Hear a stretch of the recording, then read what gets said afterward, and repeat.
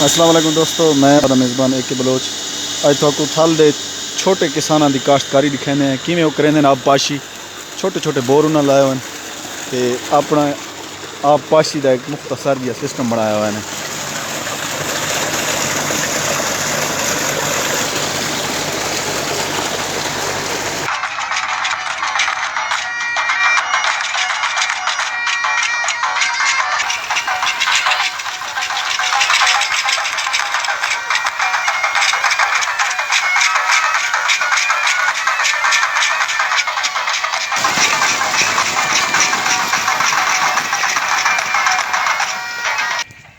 ये दे पे दोस्तों तुसा ज़िला भक्कर दे इलाके डगर शाह दे छोटे किसान हैं जेड़े बिजली दे नाल छोटे बोर लाए हुए हैं।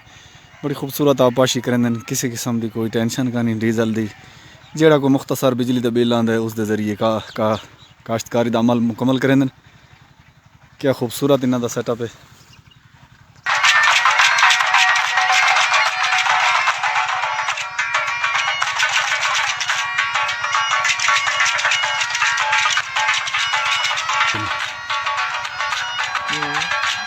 अस्सलाम वालेकुम, थोड़ा क्या नाम है?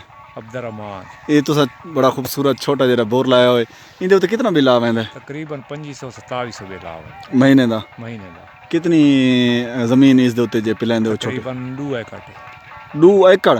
2 एकड़ वत्ता एदा ज्यादा खर्चा को नहीं महीने का। इतना खर्चा को। अच्छा, यानी डीजल नाल ये सस्ता है। ये सस्ता है डीजल। ये सही मकामी किसान आने इन्हां नाल गल कीती से थल दा गरीब किसान है अपना सहारा बनाई भी छोटे छोटे बोरां नाल। इहदे नाल ही अपने मेज़बान एक बलोच को इजाज़त, अपनी तजवीज़ ज़रूर देसो। अल्लाह निगहबान।